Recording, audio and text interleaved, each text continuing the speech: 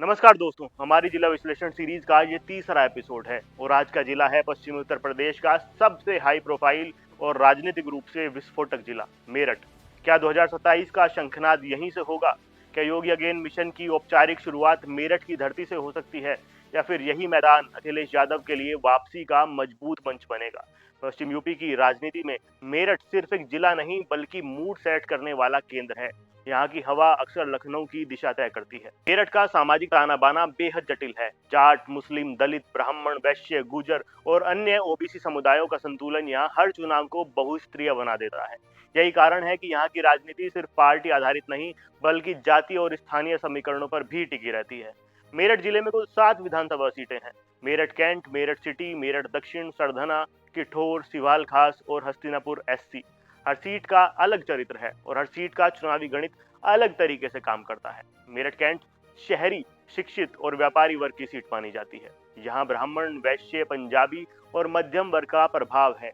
कानून व्यवस्था, राष्ट्रवाद और मजबूत नेतृत्व की छवि यहाँ बड़ा मुद्दा बनती है। भाजपा का पारंपरिक आधार यहाँ मजबूत रहा है। मेरठ सिटी सीट पर व्यापारी वर्ग और मुस्लिम मतदाता दोनों प्रभावशाली हैं। यहाँ चुनाव अक्सर ध्रुवीकरण बनाम सामाजिक एकजुटता के बीच झूलता है। यदि मुस्लिम वोट एक तरफा विपक्ष के साथ जाता है तो मुकाबला कड़ा हो सकता है, लेकिन यदि चुनावी माहौल ध्रुवीकृत हुआ तो भाजपा को बढ़त मिलती है। इसके बाद बात करते हैं मेरठ दक्षिण की। ये तेजी से विकसित हो रहा शहरी इलाका है। नई कॉलोनियां, युवा मतदाता और मध्यम वर्ग यहाँ बड़ी संख्या में है।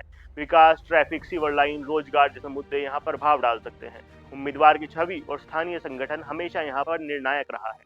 इसके बाद बात करते हैं सरधना की। सरधना पश्चिम यूपी की प्रतीकात्मक सीट मानी जाती है। जाट, मुस्लिम, गुर्जर और ठाकुर समुदायों का जटिल समीकरण इसे एक हाई वोल्टेज सीट बनाता है। यहाँ जाट और ठाकुर वोट की दिशा और ध्रुवीकरण की तीव्रता परिणाम तय करती है। इस सीट का मनोवैज्ञानिक असर पूरे जिले पर पड़ता है। इसके बाद बात करते हैं किठौर की। किठौर एक मुस्लिम बाहुल्य सीट है, जहां मुस्लिम मतदाता निर्णायक भूमिका निभाते हैं। साथ में ओबीसी और दलित समुदाय भी प्रभाव रखते हैं।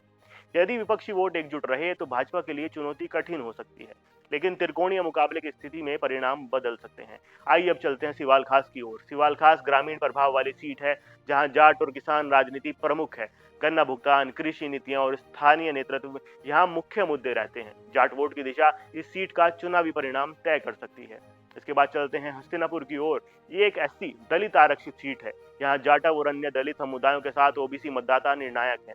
भाजपा ने गैर यादव, ओबीसी और दलित वोट में पैठ बनाने की रणनीति अपनाई हुई है, जबकि विपक्ष सामाजिक न्याय और प्रतिनिधित्व का मुद्दा उठाता है। अब 2027 की तस्वीर पूरी तरह योगी वर्सेस अखिलेश के नैरेटिव में बदल सकती है। योगी आदित्यनाथ की राजनीति कानून व्यवस्था, सख्त प्रशासन और हिंदुत्व की पहचान पर आधारित रही है। पश्चिम यूपी, खासकर मेरठ, इन मुद्दों पर संवेदनशील माना जाता है। अगर चुनाव सुरक्षा और पहचान की राजनीति पर गया तो भाजपा को मनोवैज्ञानिक बढ़त मिल सकती है।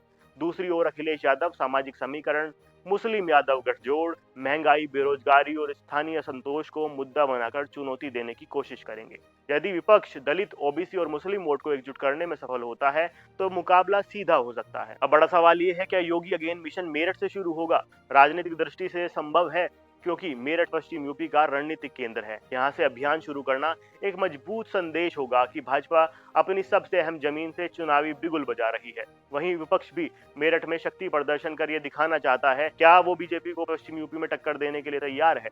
2027 में मेरठ का चुनाव 3 स्तरों पर लड़ा जाएगा: जाति समीकरण, नेतृत्व की विश्वसनीयता और स्थानीय मुद्दों की धार। अगर 2022 की तरह शहरी सीटों पर भाजपा मजबूत रही और ग्रामीण क्षेत्रों में भी पकड़ बनाए रखी तो परिणाम दोहराया जा सकता है। लेकिन यदि सामाजिक समीकरण बदले और विपक्ष संगठित रहा तो तस्वीर अलग हो सकती है। कुल मिलाकर मेरठ 2027 सिर्फ 7 सीटों की लड़ाई नहीं बल्कि पूरे पश्चिम यूपी की राजनीतिक दिशा तय करने जा रहा है। अब सवाल आपसे है, क्या 2022 की कहानी दोहराई जाएगी या 2027 में मेरठ नई राजनीतिक पटकथा लिखने जा रहा है? दोस्तों, गौरतलब ये भी है कि वर्तमान में भारतीय जनता पार्टी का गठबंधन पश्चिम यूपी में आरएलडी से है, जो अपने आप में जाट बेल्ट और किसानों के बीच अपनी अलग भूमिका रखता है। इस बारे में आपकी क्या राय है, कमेंट सेक्शन में बताइए। वीडियो पसंद आई हो तो वीडियो को लाइक करना, चैनल को सब्सक्राइब करना ना भूलें। इस फेरिस्त में हमारा अगला जिला होगा गाजियाबाद।